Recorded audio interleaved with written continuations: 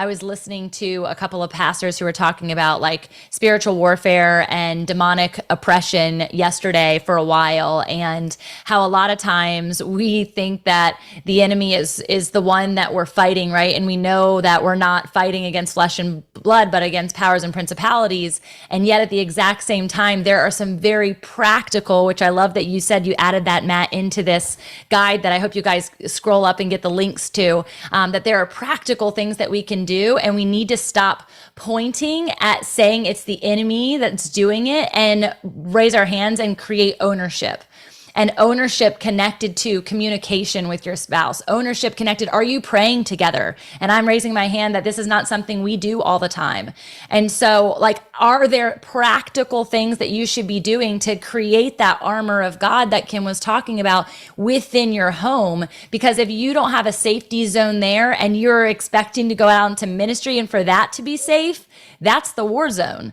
And so we need to create the ecclesia from the inside out, which is also our personal health, our personal headspace, our mental health, our physical health, our spiritual health. All of these things work in tandem. And when you say it all out loud, you're like, oh, that sounds like a lot of things. Well, no, it's actually just like small atomic habits every single day, small touch points. That space of gratitude that Matt just did, I wrote that down as an activity that entrepreneurs need to do all the time. What adversity have you faced?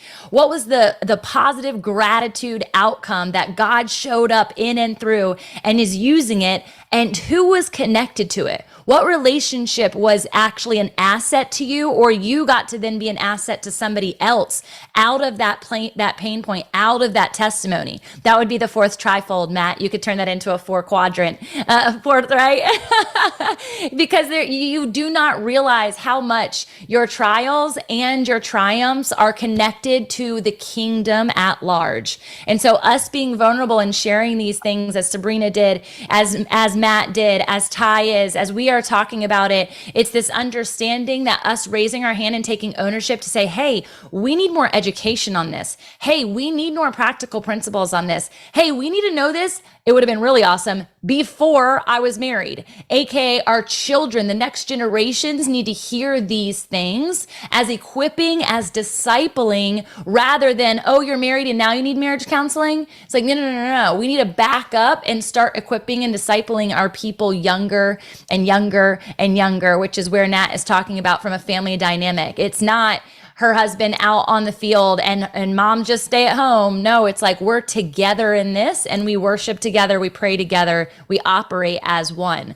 When two or more are gathered, yeah, there he is. But remember, it's the leaving and cleaving. We have to leave and cleave past traditions. We have to leave and cleave our mothers, our parents, our past, in order to become one together. And I am such an advocate of this. We broke chains for people at our conference last year at the FounderCon. In fact, somebody felt conviction. The spirit of conviction came over them as we had a marriage panel, and the marriage panel didn't even intend to talk about these kind of concepts. And it ended up convicting them so much so that he went out and bought a ring that night and proposed to the very same woman who he has told multitudes of times, I'm never getting married again. We can live together. We can play marriage, but I'm not going to get married. Man of God. And he felt that conviction, proposed right there. And I just had an opportunity to marry them, bring them together as one in Florida just a couple of weeks ago. So it's this knowledge that this is what the ecclesia needs, because it's the representation of the bride and the bridegroom. That is what the Lord is doing, and why it is so potent in our flesh and in our marriage and in our homes, because he's coming back, people. And in that coming back, he wants to see you in the fullness of how he created you.